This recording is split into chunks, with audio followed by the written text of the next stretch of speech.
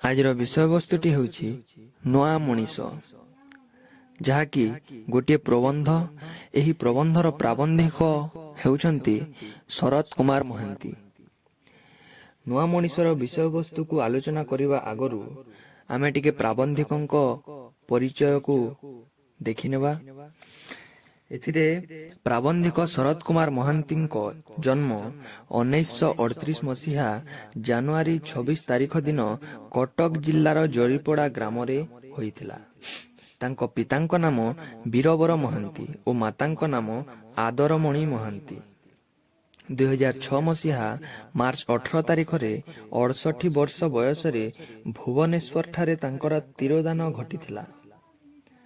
ତାଙ୍କ ରଚନାବଳୀ ଆଡ଼େ ଦୃଷ୍ଟି ଦେଲେ ଜୀବନୀରେ ସକ୍ରେଟିସ୍ ଓ ପ୍ଲେଟୋ, ଶିଶୁ ସାହିତ୍ୟରେ ଆଣ୍ଡରସନଙ୍କ ପରୀ କାହାଣୀ, ପ୍ରବନ୍ଧରେ ଗାନ୍ଧୀ ମଣିଷ, ବିଜ୍ଞାନ ପୁସ୍ତକ ଗୁଡ଼ିକ ମଧ୍ୟରେ ବୈଜ୍ଞାନିକ ଚିନ୍ତାଧାରା।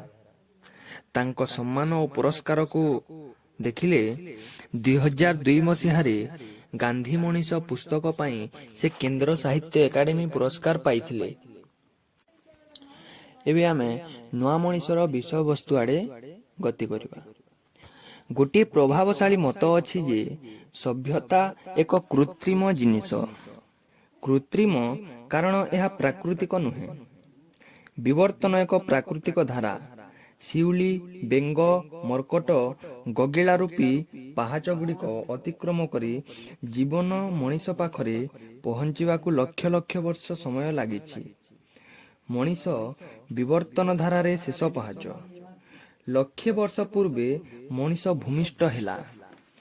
ଆଜି ସେ ଲକ୍ଷେ ବର୍ଷ ପୂର୍ବର ପ୍ରାକୃତିକ ସନ୍ତାନଠାରୁ ଅନେକ ଭିନ୍ନ, କିନ୍ତୁ କୌଣସି ସିଢ଼ି ତାକୁ ଉପରକୁ ଉଠେଇ ନେଇ ନାହିଁ। ମଣିଷ ଆଦ୍ୟରୁ ନିଜର ଅନ୍ତଃବୋଧ, ନିଜ ବୁଦ୍ଧି ବଳରେ ଉଠିଛି। ଏହାକୁ ଆମେ ସଭ୍ୟତା କହୁ ଏବଂ ସଭ୍ୟତା ଏକ ଅପ୍ରାକୃତିକ ବ୍ୟାପାର। ପ୍ରକୃତି ସଭ୍ୟତାର ବୀଜ ଯୋଗାଇ ଦେଇ ନାହିଁ। ନିଆଁରେ ପୋଡ଼ି ହୋଇ ସିଝିଥିବା ମାଂସ ତାକୁ ଭଲ ଲାଗିବା ଓ ମାଂସକୁ ନିଆଁରେ ପୋଡ଼ିବା ଶିଖିବା ଦିନଠାରୁ ପ୍ରକୃତିଠାରୁ ପାହାଚ ପାହାଚ କରି ଘୁଞ୍ଚି ଯାଉଛି। ଗଛର ବଳକଲକୁ ଅଣ୍ଟା ଚାରିପଟେ ଗୁଡ଼େଇ ହେବାକୁ କାହିଁକି ବା ସେ ମନ କଲା? ଏବଂ ସେହି ଦିନଠୁ ଆଜି ପର୍ଯ୍ୟନ୍ତ କେତେ ହଜାର ପ୍ରକାରର ଓ କି ବିଚିତ୍ର ସୁନ୍ଦରିଆ ପୋଷାକମାନ ସେ ତିଆରି ନ କରିଛି। ଚକଚକିଆ ରଜା ପୋଷାକଠାରୁ ଏପରି ବି ଚିକିଟିଆ ହୋଇଯାଇଛି ଯେ ଏକ ଆଧୁନିକ କାଳରେ ସେମାନେ ସମାଜରୁ ବାହାରି ଯାଇ ସ୍ୱତନ୍ତ୍ର ଉଲ୍ଲଗ୍ନ ସମାଜ ପ୍ରତିଷ୍ଠା କରିଛନ୍ତି। କେବଳ ଉଲ୍ଲଗ୍ନ ଗୋଷ୍ଠୀ ନୁହେଁ, ପ୍ରକୃତି କୋଳକୁ ଫେରିଯିବା ପାଇଁ ଅନେକ ଗୋଷ୍ଠୀ ଅଣ୍ଟା ଭିଡ଼ି ବାହାରିଛନ୍ତି। ଏ ସମସ୍ତ ଗୋଷ୍ଠୀର ଗୋଟିଏ ସାଧାରଣ ବିଶ୍ୱାସ ଅଛି, ତାହା ହେଉଛି ସଭ୍ୟତା ପ୍ରକୃତି ମା କୋଳରୁ ମଣିଷକୁ ଛଡ଼େଇ ଆଣିଛି ଓ ପ୍ରକୃତି କୋଳରେ ଉଷୁମ ଫେରି ପାଇବାକୁ ହେଲେ ସଭ୍ୟତାକୁ ବର୍ଜନ କରିବାକୁ ହେବ। ଏ କାର୍ଯ୍ୟକୁ କଷ୍ଟକର କହିବା ଠିକ୍ ହେବ ନାହିଁ। କାର୍ଯ୍ୟଟି ଅସମ୍ଭବ। ମଣିଷ ଏତେ କାଳ ଧରି ସଭ୍ୟତାର ଫଳ ସବୁ ଭୁଞ୍ଜୁଛି ଯେ ସଭ୍ୟତା ତାର ରକ୍ତ, ମାଂସ, ଅସ୍ଥି ମଜ୍ଜାରେ ମିଶି ଯାଇଛି। ସଭ୍ୟତା ଗୋଟିଏ ସାଜ ନୁହେଁ ଯେ ତାକୁ ଉତାରି ଫିଙ୍ଗି ଦେଇ ହେବ। ବଣ ଜଙ୍ଗଲରେ ପ୍ରକୃତି ସହ ମିଶି ବେପରୁଆ ଭାବେ ବଞ୍ଚିଥିବା ପ୍ରାକ୍ ସଭ୍ୟତା କାଳର ମଣିଷ ଜୀବନକୁ ହିପ୍ପି ଓ ସମଗୋତ୍ରୀ ଯୁବକ ଯୁବତୀ ଆଦର୍ଶ କରିନିଅନ୍ତି। ମନରେ ପ୍ରଶ୍ନ ଉଠେ, ବଣ ମଣିଷ ଜୀବନ କ'ଣ ସତରେ ବେପରୁଆ ଥିଲା? ବାଘ ଭାଲୁ ପରି ହିଂସ୍ର ଜନ୍ତୁଙ୍କ ଭୟ, ତୋଫାନ, ଶୀତ ଓ ଅଗ୍ନିକାଣ୍ଡ ରକ୍ଷା ପାଇବାର ଚିନ୍ତାକୁ ସେ ଘଉଡ଼େଇ ଦେଇ ପାରୁଥିଲା? ସେ ଯାହା ହେଉ, ଦୂର ପର୍ବତ ସୁନ୍ଦର ନ୍ୟାୟରେ ବଣ ମଣିଷ ବେପରୁଆ ଓ ଜଞ୍ଜାଳଶୂନ୍ୟ ଜୀବନ ବଞ୍ଚିଥିଲା ବୋଲି ଆମେ ଧରିନେଉ। ହିପ୍ପି ଓ ତାର ସମଗୋତ୍ରୀମାନେ ସଭ୍ୟତାର ଚକାଚକ୍ୟ ଛଡ଼ାନ୍ତି, ମାତ୍ର ସଭ୍ୟତାର ସବୁ ଦାନକୁ ସେମାନେ ବର୍ଜନ କରିପାରନ୍ତି ନାହିଁ। ଆମେ ଦେଖିବାକୁ ହିପ୍ପିଟିଏ ଦେହରେ ଅତି ସାଧାରଣ ମଇଳା, ଅଳ୍ପ ଲୁଗା, କାନ୍ଧରେ ଛୋଟିଆ ବ୍ୟାଗ, ସାଙ୍ଗରେ ସିତାର ବା ସେହିଭଳି କିଛି ଖଣ୍ଡ ବାଦ୍ୟଯନ୍ତ୍ର। ତାର ସେତିକି ଆବଶ୍ୟକ। ସେତିକି ତାର ସଂସାର କ'ଣ କମ୍ କି? ବଣରେ ହେଉଥିବା ବାଉଁଶରୁ ବଇଁଶୀ ତିଆରି କରିବା ପାଇଁ କେତେ ହଜାର ବର୍ଷ ସାଧନ ନ କଲା। ସିତାର ସମ୍ପର୍କରେ ସେହି କଥା କୁହାଯିବ।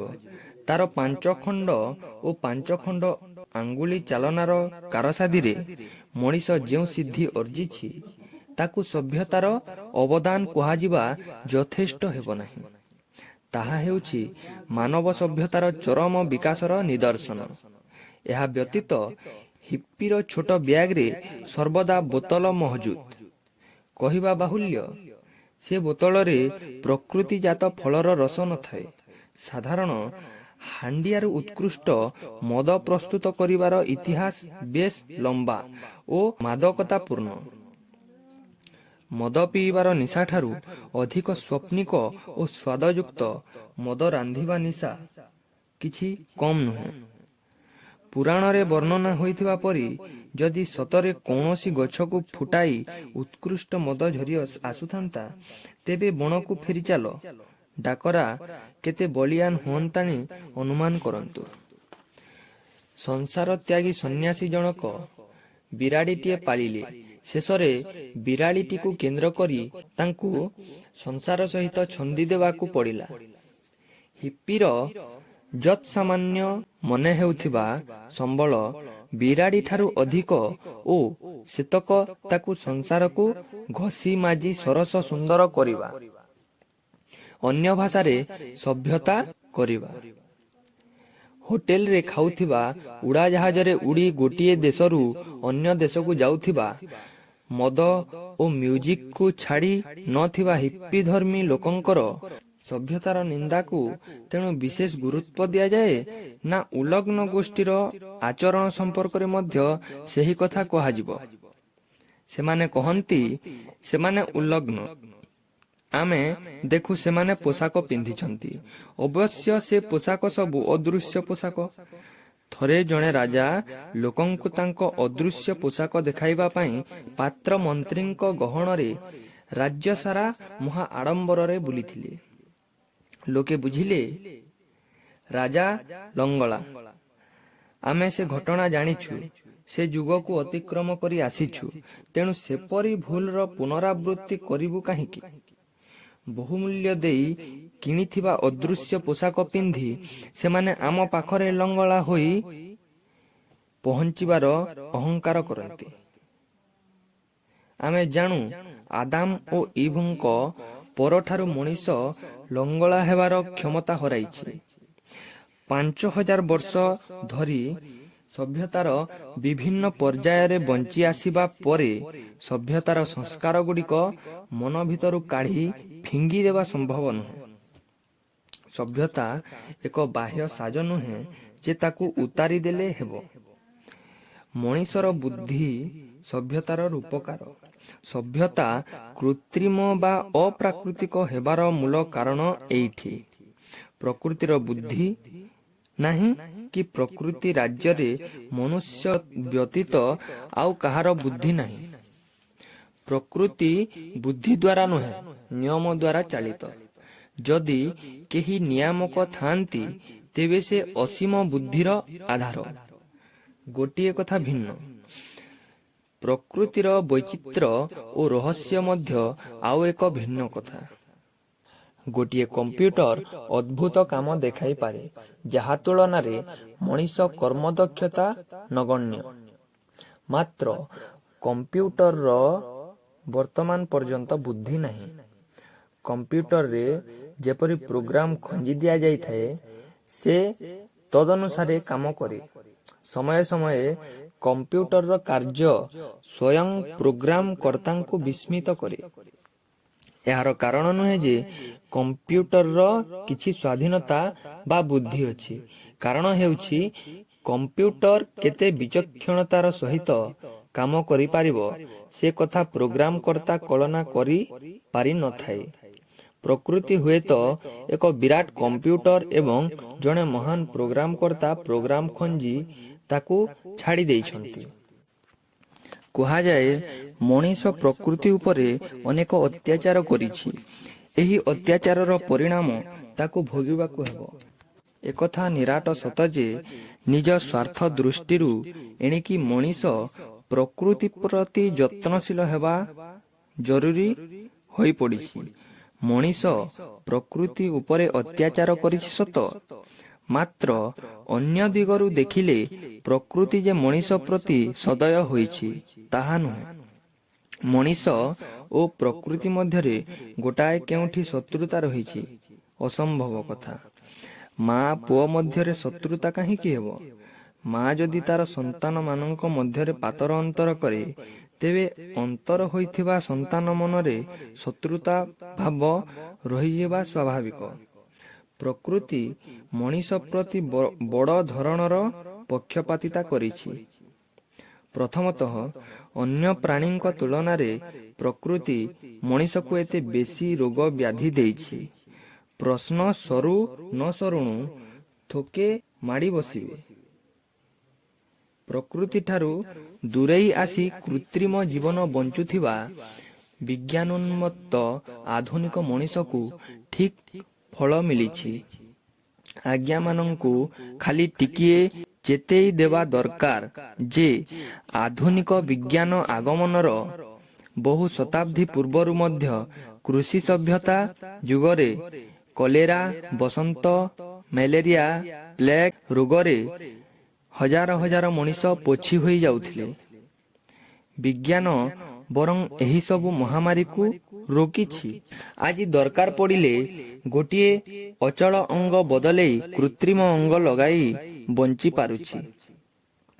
ପ୍ରକୃତି ଯଦି ମଣିଷକୁ ଏତେ ବ୍ୟାଧି ପ୍ରବଣ କରି ଜନ୍ମ ଦେଲା, ତେବେ ମଣିଷ କଥାକଥିତ ଔଷଧ ଖାଇ ଓ କୃତ୍ରିମ ଅଙ୍ଗ ଲଗାଇ ବଞ୍ଚି ତାର ଜବାବ ଦେବା ଯଥାର୍ଥ।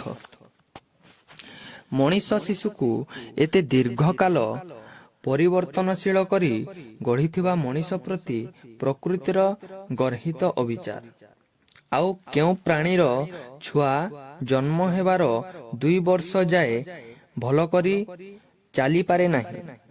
ଶତ୍ରୁ ପାଖରୁ ଦୌଡ଼ି ଆତ୍ମରକ୍ଷା କରିବା ଦୂରର କଥା, ଏପରି ଛୁଆଙ୍କୁ ଧରି ମଣିଷ କେତେ କାଳ ଜନ୍ତୁଙ୍କ ମେଳରେ ଜଙ୍ଗଲରେ ରହିପାରିଥାନ୍ତା। ନିଜ ଖାଦ୍ୟ ଯୋଗାଡ଼ କରିବା ଦୂରର କଥା, 4-5 ବର୍ଷ ଯାଏ ମଣିଷ ଛୁଆ ଖାଇ ମଧ୍ୟ ଶିଖିପାରେ ନା। ସନ୍ତାନମାନଙ୍କୁ ଲାଳନ ପାଳନ କରିବା ଓ ସେମାନଙ୍କୁ ଖାଦ୍ୟବସ୍ତ୍ର ଯୋଗାଇବାକୁ ମଣିଷ ଅନେକ କାଳରୁ ଏକ ସମସ୍ୟା ବୋଲି ମଣୁନାହିଁ। କିନ୍ତୁ ମଣିଷ ଏତେ ଦୀର୍ଘକାଳ ସ୍ଥାୟୀ ଶୈଶବାବସ୍ଥା ତା ପାଇଁ ଏକ ବଡ଼ ଧରଣର ମନୋବୈଜ୍ଞାନିକ ସମସ୍ୟା ସୃଷ୍ଟି କରେ। ଜନ୍ମ ଦିନରୁ ଅନେକ ବର୍ଷ ଧରି ଅନ୍ୟମାନଙ୍କ ଉପରେ ନିର୍ଭର କରିବା ଫଳରେ ମଣିଷ ହୋଇଉଠେ ପରାଶ୍ରୟୀ। କୈଶୋରରେ ସେ ତାର ଜନ୍ମ କଲା ବାପାର ବହୁଛାୟା ତଳୁ ଆପେ ଚାଲିଆସେ, କିନ୍ତୁ ସାରା ଜୀବନ କାହାର ନା କାହାର ବାହୁଛାୟା ଖୋଜୁଥାଏ। ଫ୍ରଏଡଙ୍କଠାରୁ ଆରମ୍ଭ କରି ଅସ୍ତିତ୍ୱବାଦୀ ବୋଭାର ଓ ସାର୍ତ ଏହି କଥାଟି ଭିନ୍ନ ଭିନ୍ନ ଭାଷାରେ କହିଛନ୍ତି। ଅସ୍ତିତ୍ୱବାଦୀମାନେ ଦର୍ଶାନ୍ତି ଯେ ମଣିଷ ତାର ସ୍ୱାଧୀନତା କାହା ପାଦ ତଳେ ଉତ୍ସର୍ଗ କରିଦେବାକୁ ଜ୍ଞାତସାରରେ ବା ଅଜ୍ଞାତସାରରେ ସୁଯୋଗ ଭଣ୍ଡୁଥାଏ। ସ୍ୱାଧୀନତା ଚେତନା ତାକୁ ନିଜ ଗୋଡ଼ରେ ଛିଡ଼ା ହେବାକୁ ଉତ୍ସାହିତ କରୁଥିଲେ ମଧ୍ୟ ନିଜ ଗୋଡ଼ରେ ଛିଡ଼ା ହେବା କଥା ଭାବିଲେ ସେ ଭିତରେ ଥରି ଉଠେ। ବୋଭାର କହନ୍ତି, ଏଥିପାଇଁ ମଣିଷର ଦୀର୍ଘକାଳ ସ୍ଥାୟୀ ବାଲ୍ୟକାଳ ହିଁ ଦାୟୀ। ସ୍ୱାଧୀନତାକୁ ଢାଙ୍କିବା ପାଇଁ ମଣିଷ ଏତେ ରକମର ଆତ୍ମପ୍ରତାରଣା କରେ, ତାର ଚମତ୍କାର ବର୍ଣ୍ଣନା ଅସ୍ତିତ୍ୱବାଦୀମାନେ କରିଛନ୍ତି। ପିତାଙ୍କୁ ଖୋଜି ଭୂତପିତା ପାଖରେ ପହଞ୍ଚି ମଣିଷ କିପରି ଘୃଣ୍ୟ ଅମାନସିକ କାର୍ଯ୍ୟରେ ଲିପ୍ତ ହୋଇଛି ଓ ସମଗ୍ର ମାନବ ଇତିହାସକୁ କଳଙ୍କିତ କରିଛି, ସେକଥା ଆଧୁନିକ ଯୁଗର ଅନ୍ୟତମ ବିଶିଷ୍ଟ ଚିନ୍ତାନାୟକ ଅର୍ଥାତ୍ ଜେସ୍ଲର କହିଛନ୍ତି ତାଙ୍କର ଶ୍ରେଷ୍ଠ ଗ୍ରନ୍ଥ ଜାନ୍ସରେ ପ୍ରକୃତି ମଣିଷ ପ୍ରତି ଅବିଚାର କରିଥିବା ଅଭିଯୋଗ ବିରୁଦ୍ଧରେ କିଛି ଯୁକ୍ତି ନାହିଁ। ମଣିଷ ତ ସୃଷ୍ଟିର ଶ୍ରେଷ୍ଠ ଜୀବ, ଏକମାତ୍ର ମଣିଷ ବୁଦ୍ଧିର ଅଧିକାରୀ। ସତ କଥା, ଅନ୍ୟ ପ୍ରାଣୀଙ୍କ ତୁଳନାରେ ଦୁର୍ବଳିଆ ହୋଇଗଲା ବୋଲି ମଣିଷ ପାଇଁ ଚିନ୍ତିତ ହୋଇ ପ୍ରୋମାଥିୟସ ସ୍ୱର୍ଗରୁ ଅଗ୍ନି ଚୋରି କରି ମଣିଷକୁ ଆଣି ଦେଇଥିଲେ। ଏଥିପାଇଁ ସେ ଦେବତାମାନଙ୍କ କ୍ରୋଧର ଶିକାର ହେଲେ। ମନେ ହୁଏ ମଣିଷର ଶୁଭ ଦେବତାମାନେ ଚାହାନ୍ତି ନାହିଁ, ପ୍ରକୃତି ଚାହେଁ ନା। ମଣିଷର କଲ୍ୟାଣ କାମନା କରି ପ୍ରକୃତି ମଣିଷକୁ ବୁଦ୍ଧି ଦେଇଛି, କିମ୍ବା ମଣିଷକୁ ବୁଦ୍ଧି ଦେବା ଭିତରେ ଭୟଙ୍କର ଷଡ଼ଯନ୍ତ୍ର ଅଛି। ମଣିଷ ତାର ବୁଦ୍ଧି ଯୋଗୁଁ ମରୁ, ଏହି ମତଲବ ରଖି ପ୍ରକୃତି ବୁଦ୍ଧି ଦେଇନାହିଁ ତ? ବୁଦ୍ଧି ମଣିଷକୁ ରୁଗ୍ଣ କରିଛି। ଯଦି କେଉଁ ସୁଦୂର ଗ୍ରହରୁ ସୁସ୍ଥ ବୁଦ୍ଧିମାନ ପ୍ରାଣୀମାନେ ମଣିଷକୁ ଲକ୍ଷ୍ୟ କରୁଥାନ୍ତି, ତେବେ ସେମାନେ ନିଶ୍ଚୟ ମଣିଷକୁ ବୁଦ୍ଧିମାନ ପ୍ରାଣୀ ପରିବର୍ତ୍ତେ ଏକ ପାଗଳ ପ୍ରାଣୀ ଜାତି ଧରି ନେଉଥିବେ। ଏହି ପାଗଳଙ୍କ ଭୟରେ କ'ଣ ସେମାନେ ଉଡ଼ନ୍ତା ଥାଲିଆ ଇତ୍ୟାଦି ପଠାଉଛନ୍ତି, କିନ୍ତୁ ପୃଥିବୀ ସହିତ ପ୍ରତ୍ୟକ୍ଷ ସମ୍ପର୍କ ସ୍ଥାପନ କରୁନାହାନ୍ତି। ଏକଥା ମଧ୍ୟ ଅସମ୍ଭବ ନୁହେଁ, କାରଣ ଯଦି ସୁଦୂର କେଉଁ ଗ୍ରହରୁ କେହି ପୃଥିବୀକୁ ଦେଖିପାରୁଥାଏ, ତେବେ ସେ ଦେଖୁଥିବ ଯେ 3000 ବର୍ଷ ଧରି ପୃଥିବୀରେ ଗୋଟିଏ ଜାତିର ଦିଗୋଡ଼ିଆ ପ୍ରାଣୀମାନେ ପରସ୍ପର ମଧ୍ୟରେ ହଣାମରା ହୋଇ ତଥାପି ଧ୍ୱଂସ ପାଇନାହାନ୍ତି ଓ ବର୍ତ୍ତମାନ ନିମିଷକେ ଧ୍ୱଂସ ପାଇଯିବା ଭଳି ବୋମାଗୁଡ଼ିଏ ସାଇତି ଛକାଛକିରେ ଅଛନ୍ତି। ମହାକାଶରୁ ପୃଥିବୀକୁ କିଛି ସଂକେତ ଆସୁଛି କି ନାହିଁ ତାହା ଏକ ଅନ୍ୟ ପ୍ରସଙ୍ଗ। ତେବେ ବର୍ତ୍ତମାନର ବିଜ୍ଞାନୀମାନେ ଉଡ଼ନ୍ତା ଥାଲିଆ ପରି ବାଜେ କଥା କହି ଉଡ଼େଇ ଦେଉନାହାନ୍ତି। ବିଖ୍ୟାତ ଜନପ୍ରିୟ ଲେଖକ ଡାନିକେନ୍ ଦୃଢ଼ ଭାବରେ କହନ୍ତି ଯେ ପୃଥିବୀରେ ସଭ୍ୟତାର ଉନ୍ମେଷ ଘଟିବା ପୂର୍ବରୁ ମହାକାଶରୁ ଅତିଥିମାନେ ଏକାଧିକବାର ପୃଥିବୀ ପୃଷ୍ଠରେ ଓହ୍ଲାଇଛନ୍ତି। ତାଙ୍କ କଥାଟି ବିଜ୍ଞାନ ମହଲରେ ଗୃହୀତ ହେବା ସହଜ ନୁହେଁ। ତେବେ 5000 ବର୍ଷ ପୂର୍ବେ ଏପରି କେତେକ କାର୍ଯ୍ୟର ଦୃଷ୍ଟାନ୍ତ ଡାନିକେନ୍ ଦେଇଛନ୍ତି, ଯେଉଁଗୁଡ଼ିକ ସେ କାଳର ମଣିଷ ସମ୍ପାଦନ କରିବା ଅସମ୍ଭବ କଥା। ଏଗୁଡ଼ିକ ବିଜ୍ଞାନ କ୍ଷେତ୍ରରେ ବହୁ ଆଗୁଆ ଗ୍ରହାନ୍ତରର ଅତିଥିଙ୍କ କାର୍ଯ୍ୟ ବୋଲି ଡାନିକେନ୍ ଯୁକ୍ତି କରନ୍ତି। ଏ ଯୁକ୍ତିରେ କିଛି ଓଜନ ଅଛି। ଡାନିକେନ୍ ଆହୁରି କହନ୍ତି ଯେ ବିବର୍ତ୍ତନ କ୍ରମରେ ମନୁଷ୍ୟର ସୃଷ୍ଟି ହୋଇ ମନୁଷ୍ୟର ଜନକ ହୋଇଛନ୍ତି। ମନୁଷ୍ୟ ପ୍ରକୃତି ବିଶିଷ୍ଟ ଇତର ପ୍ରାଣୀ ଜାତିଟି 50,000 ବା ତଦୂର୍ଧ୍ୱ କାଳ ବଞ୍ଚିଥିବା ସତ୍ତ୍ୱେ ସଭ୍ୟତାର ଉନ୍ମେଷ ଘଟିନାହିଁ। ମାତ୍ର ସେହି ଯୁଗାନ୍ତକାରୀ ଅସ୍ତ୍ରୋପଚାର ପରେ ଅସଲ ମନୁଷ୍ୟ ଜାତିର ସୃଷ୍ଟି ହୋଇଛି ଓ ହଜାର ହଜାର ବର୍ଷର ସ୍ଥିର ଅନ୍ଧକାର ଭାଙ୍ଗିଯାଇ ହଠାତ୍ ପୃଥିବୀରେ ଆଲୋକ ବିଚ୍ଛୁରିତ ହୋଇଛି। ମାତ୍ର 1000ଟି ବର୍ଷ ଭିତରେ ଭାରତବର୍ଷରେ ବେଦମନ୍ତ୍ର ପ୍ରତିଧ୍ୱନିତ ହୋଇଛି। ଆସିଛନ୍ତି ବୁଦ୍ଧ, ଚୀନରେ ଆସିଛନ୍ତି କନଫୁସିୟସ୍, କ୍ରିଟରେ ସଭ୍ୟତାର ସୂର୍ଯ୍ୟ ଉଇଁଛି, ପୁଣି ଅଧିକତର ଉଜ୍ଜ୍ୱଳ ହୋଇଉଠିଛି ଗ୍ରୀସରେ। ଏ ସମସ୍ତଙ୍କର କି ପରିଣତ ଘଟିଛି? ସବୁଗୁଡ଼ିକ ମୌନୀ ପଡ଼ିଛନ୍ତି। ମଣିଷମାନେ ଏହି ସବୁ ସାଂସ୍କୃତିକ ବୈଭବ ମଧ୍ୟରେ ନ ବଞ୍ଚି ଭଙ୍ଗାରୁଜା ଓ ହଣାକଟାରୁ ମିଳୁଥିବା ପୈଶାଚିକ ଆନନ୍ଦ ଭିତରେ ବଞ୍ଚିବାକୁ ଅଧିକ ସୁଖକର ମଣିଛନ୍ତି। ତ୍ରୟୋଦଶ ଶତାବ୍ଦୀରେ ଇଟାଲୀ, ଏଲିଜାବେଥଙ୍କ ସମୟରେ ଇଂଲଣ୍ଡ ଓ ଏମିତି କେବେ କେଉଁଠି ଭୂଇଁ ଫୁଟେଇ ଗଛଟିଏ ଉଠିଛି, ଫୁଲଟିଏ ଫୁଟିଛି ଓ ଅଳ୍ପ କାଳରେ ମଉଳି ଯାଇଛି। ମନେହୁଏ ପୃଥିବୀରେ କେଉଁଠି କେମିତି ବି ଦିନକ ପାଇଁ ସାଂସ୍କୃତିକ ପୁଷ୍ପ ଫୁଟିବା ଏକ ବ୍ୟତିକ୍ରମ। ମଣିଷମାନଙ୍କ ମଧ୍ୟରେ ଟଣାଓଟରା, ଛକାଛକି, ବିଶ୍ୱାସଘାତକତା, ମିଥ୍ୟାଚାର, ଲୁଣ୍ଠନ ଓ ହଣାମରା ପୃଥିବୀର ଚରାଚରିତ ରୀତି। ଟଏନ୍ ବି କହନ୍ତି, ସଂସ୍କୃତି ଗୋଟିଏ ଫୁଲ ପରି, ଅଳ୍ପକାଳ ଫୁଟି ତା ମହକରେ ସମସ୍ତଙ୍କୁ ଆହ୍ଲାଦିତ କରେ। ଫୁଲ ମଉଳି ଗଲା ପରେ ତା ବାସ୍ନା ବାୟୁମଣ୍ଡଳରେ ରହେ। ଲୋକେ ସେହି ବାସ୍ନାକୁ ଉପଭୋଗ କରନ୍ତି, ଫୁଲକୁ ସ୍ମରଣ କରନ୍ତି, ଝୁରନ୍ତି। ଏହି କାଳକୁ ଟଏନ୍ ବି ସଭ୍ୟତା ବୋଲି କହନ୍ତି। ତାଙ୍କ କଥା ଅନୁସାରେ ସଭ୍ୟତା ଅପେକ୍ଷାକୃତ ଦୀର୍ଘକାଳ ସ୍ଥାୟୀ। ସଂସ୍କୃତି ଦିନକର ଫୁଲ। ସଭ୍ୟତା ବେଶୀ ଦିନ ରହୁଥିଲେ ମଧ୍ୟ ମଣିଷ କପାଳକୁ ସେତକ ସବୁଦିନ ମିଳେନା। ଯେତିକି ସଭ୍ୟତା ବଞ୍ଚି ରହେ ସେତିକିରେ ଭୋକିଲା ମଣିଷର ପେଟ ପୂରେନା। ସେ ଅଖାଦ୍ୟ ଖାଏ, ସଭ୍ୟତାକୁ ଡାକି ଆଣେ। ଅସଭ୍ୟତା ଭିତରେ ଅଧିକ ସମୟ ବଞ୍ଚିବା ତାର ଭାଗ୍ୟଲିପି। ପୃଥିବୀକୁ ଏତେ ଅବତାର ଆସିଲେ ମଣିଷକୁ ଆଲୋକ ଦେଖାଇବା ପାଇଁ। କେତେ ମହାତ୍ମା ଆସିଲେ, ତଥାପି ଏଠି ଅନ୍ଧକାର ଘୁଞ୍ଚି ନାହିଁ କାହିଁକି? ମଣିଷ ଏତେ ବୁଦ୍ଧିର ଅଧିକାରୀ, ଏତେ କଥା ବୁଝେ, ପୁଣି ଅବୁଝା ପାଗଳଙ୍କ ପରି କାହିଁ ବଞ୍ଚେ?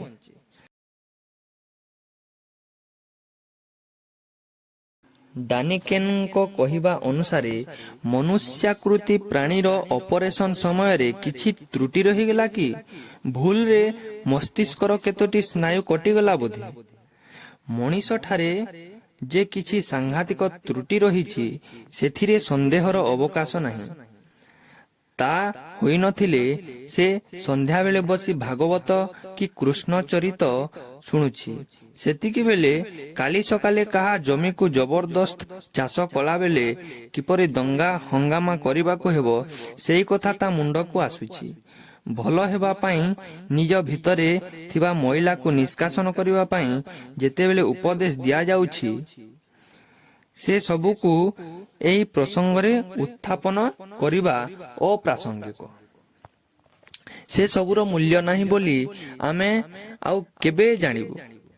ଅସଲ ସମସ୍ୟା ହେଉଛି ଆମ ମୁଣ୍ଡଟା କିପରି ତିଆରି ହୋଇଛି ଯେ ଆମେ ସନ୍ଧ୍ୟାରେ ଭାଗବତରେ ଭୁଲ ହୋଇ ସକାଳେ ଭାଇ ସହିତ ଲହୁଲୁହାଣ ହେଉଛୁ। ଏ ସମସ୍ୟା ସମ୍ପର୍କରେ ଅନେକ ମୂଲ୍ୟବୋଧ ଦାର୍ଶନିକ ତତ୍ତ୍ୱ ରହିଛି। ଏ ସମସ୍ୟାର ମୁକାବିଲା କରିବାକୁ ମହାତ୍ମାମାନେ ମୂଲ୍ୟବାନ ଉପଦେଶ ଦେଇଛନ୍ତି। ମଣିଷ କିନ୍ତୁ ଏତିକି ଜାଣି ଆଉ ସନ୍ତୁଷ୍ଟ ରହିପାରିବ ନାହିଁ। ତୈଳାକ୍ତ ଖମ୍ବରେ ଚଢ଼ି ବାରମ୍ବାର ଉଠପଡ଼ ହେଉଥିବା ମାଙ୍କଡ଼ର ଦଶା ଭୋଗୀ ମଣିଷ ଅତିଷ୍ଠ ହେଲାଣି।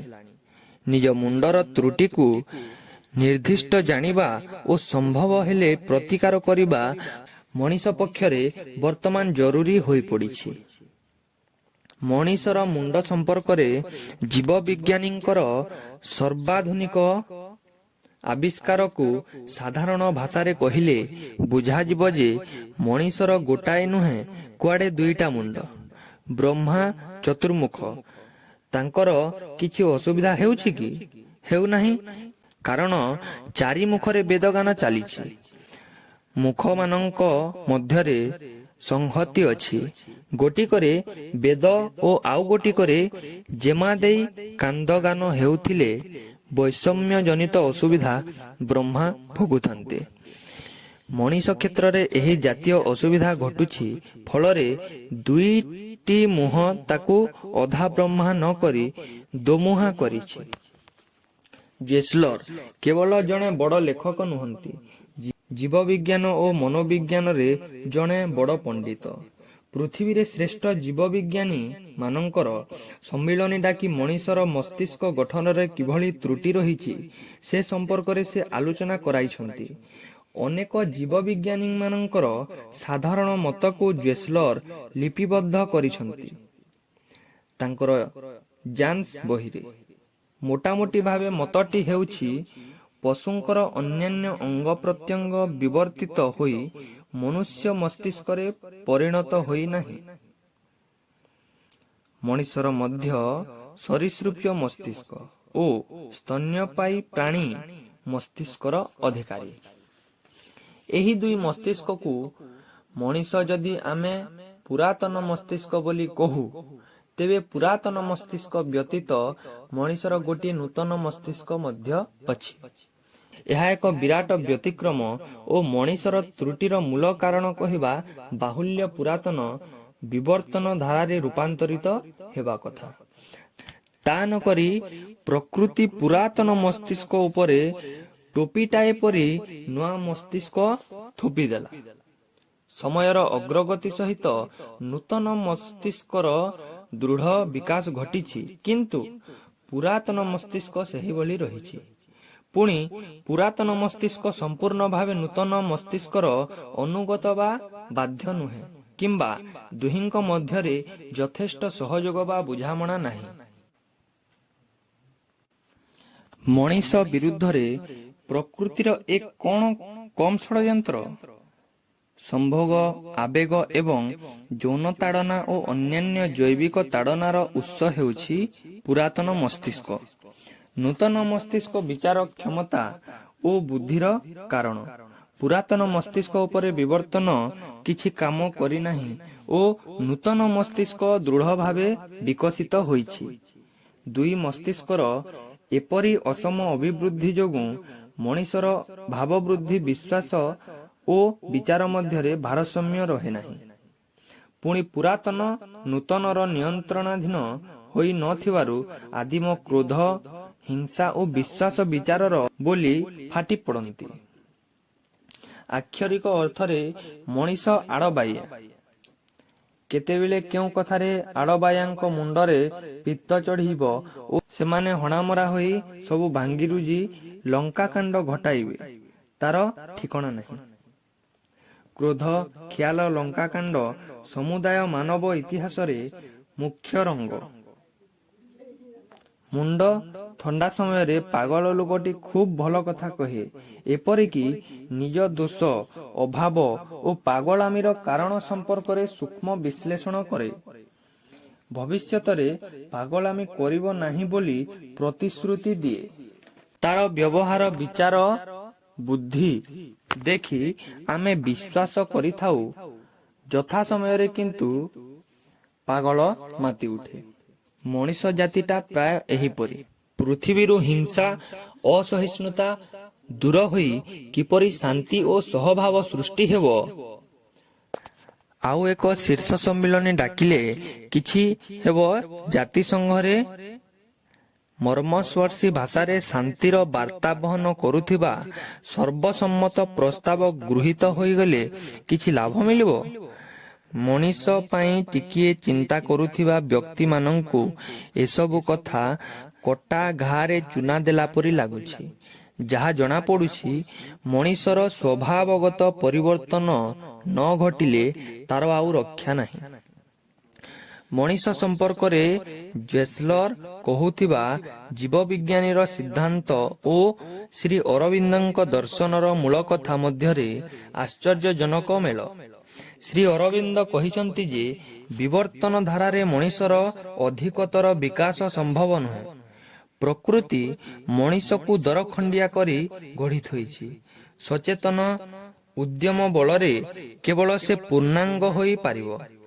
ନିମ୍ନ ପ୍ରବୃତ୍ତିର ରୂପାନ୍ତର ନ ହେବା ପର୍ଯ୍ୟନ୍ତ ମଣିଷର ଊର୍ଦ୍ଧ୍ୱଗତି ହେବ ନାହିଁ। ତୈଳାକ୍ତ ଖମ୍ବ ଚଢ଼ୁଥିବା ମାଙ୍କଡ଼ ପରି ଉଠପଡ଼ ଲୀଳା ଚାଲିଥିବ। ବାସ୍ତବିକ ପୁରାତନ ମସ୍ତିଷ୍କରେ ଉଗ୍ର କ୍ରୋଧ, ଈର୍ଷା, ହିଂସା ଖୁନ୍ଦି ହୋଇଥିବା ଓ ତତ୍ସତ୍ତ୍ୱେ ସଭ୍ୟତାର ଗୋଲାପ ଅମ୍ଳାନ ହୋଇ ଫୁଟିବ, ଏକଥା କିପରି ସମ୍ଭବ? ମଣିଷ ଭବିଷ୍ୟତ ସମ୍ବନ୍ଧରେ ଜେସ୍ଲର ବିଶେଷ ଆଶାବାଦୀ ନୁହନ୍ତି। ବିଚାର ବୁଦ୍ଧିର ଅକ୍ତିଆରରେ ନଥିବା ମଣିଷମାନେ ଅମୋଘ ଅସ୍ତ୍ରର ଅଧିକାରୀ ହେଲେ ଆଶାବାଦୀ ହେବା କଷ୍ଟକର। ତଥାପି ଜେସ୍ଲର ଏକ ପତ୍ରିକା ବ୍ୟବସ୍ଥା ଦେଇଛନ୍ତି। କଥା ହେଉଛି, ମସ୍ତିଷ୍କ ଉପରେ କାମ କଲାଭଳି ଔଷଧ ଆବିଷ୍କାର ହେଲାଣି। ବିଜ୍ଞାନୀମାନେ ଲାଗିପଡ଼ିଲେ ଅଳ୍ପକାଳ ମଧ୍ୟରେ ପୁରାତନ ମସ୍ତିଷ୍କର ରୂପାନ୍ତର କଲାଭଳି ଔଷଧ ବାହାର କରିପାରିବେ। ହିଂସା, କ୍ରୋଧ ଓ ପୈଶାଚିକ ପ୍ରବୃତ୍ତିରେ ଉଗ୍ରତା ଭାଙ୍ଗିଦେବା ଓ ପୁରାତନ ମସ୍ତିଷ୍କକୁ ନୂତନ ମସ୍ତିଷ୍କର ଅନୁଗତ କରାଇ ପାରିବା ଭଳି ଔଷଧ ବର୍ତ୍ତମାନ ମଣିଷର ହାତ ପାହାନ୍ତାରେ। ଜେସ୍ଲର ପ୍ରସ୍ତାବ ଦିଅନ୍ତି ଯେ ଆରମ୍ଭରୁ ଔଷଧ ଗୁଣ ବୁଝାଇ ଲୋକଙ୍କୁ ଦିଆଯିବ, ପରେ ପାଣି ଟାଙ୍କିରେ ଔଷଧ ମିଶାଇ ଦିଆଗଲେ ସମସ୍ତେ ପିଇବେ। ପ୍ରସ୍ତାବଟି ଶୁଣୁ ଶୁଣୁ ହୃତ୍କମ୍ପ ହୁଏ। ଏକ ପ୍ରକାର ଔଷଧ ହାତରେ ପଡ଼ିଲେ ଆମକୁ ସବୁ କଥାରେ ହାଁ କରି ରଖିବା ପାଇଁ ରାଷ୍ଟ୍ରନେତାକୁ ସୁଯୋଗ ମିଳିବ। ଏ ଔଷଧ ଖାଇ ମଣିଷର ସ୍ୱାଧୀନ ଚିନ୍ତା ମରିବ ଇତ୍ୟାଦି ଆଶଙ୍କାକୁ ଅତି ରଞ୍ଜିତ କରିବା ଠିକ୍ ନୁହେଁ। ଆମକୁ ହାଁ କରି ରଖିବା ପାଇଁ ନାନା ଉପାୟ ବାହାରି ସାରିଲାଣି। ବ୍ୟାଧି ଘଟିଗଲେ ମଣିଷ ଡାକ୍ତର ପାଖରେ ନିଜକୁ ସମର୍ପଣ କରିଦିଏ। ପ୍ରଥମରୁ ନୂଆ ଚିକିତ୍ସାକୁ ଡରେ। ସାମାନ୍ୟ ନିୟନ୍ତ୍ରଣ ଅସ୍ତ୍ରୋପଚାର କରିବାକୁ ଲୋକ କେତେ ଭୟ କରୁଥିଲେ, କେତେ ପ୍ରକାରର କାଳ୍ପନିକ ଆଶଙ୍କା କରୁଥିଲେ। ସେମାନେ ସ୍ୱେଚ୍ଛାରେ ଅପରେସନ କରୁଛନ୍ତି। ମହାକାଶରୁ ବିଜ୍ଞାନୀମାନେ ଆସି ମନୁଷ୍ୟକୃତି ପ୍ରାଣୀଟିର ମସ୍ତିଷ୍କ ଅପରେସନ କରିଥିଲେ ବୋଲି ଡାନିକେନ୍ ଯାହା କହିଛନ୍ତି ତାହା ହୁଏତ କଳ୍ପନା ମାତ୍ର। ଏବେ ଯଦି ମଣିଷର କ୍ଷମତା ଆସିଛି, ତେବେ ନିଜକୁ ଚିକିତ୍ସା କରି ମୁଣ୍ଡର ଛିଟ୍ ଭଲ କରୁ। ଏ ବିଷୟରେ ଯୁକ୍ତିତର୍କ, ଭଲମନ୍ଦ ବିଚାର ବର୍ତ୍ତମାନ ଏକ ବିଳାସ ପରି ମନେହୁଏ। ପାଗଳମାନଙ୍କ ହାତରେ ଗଣ୍ଡା ଗଣ୍ଡା ବୋମା। ଆଉ ଦେଖିବା, ଭାବିବା, ବିଚାର କରିବାକୁ ବେଳ କାହିଁ? ଯାହା ହେବାର ହେବ। ମନୋଭାବ ନେଇ ଯଥାଶୀଘ୍ର ପାଗଳାମିରୁ ମୁକ୍ତ ହେବାକୁ ମଣିଷ ଜାତିର ମାନସିକ ପ୍ରସ୍ତୁତି ଜରୁରୀ ହେଲାଣି।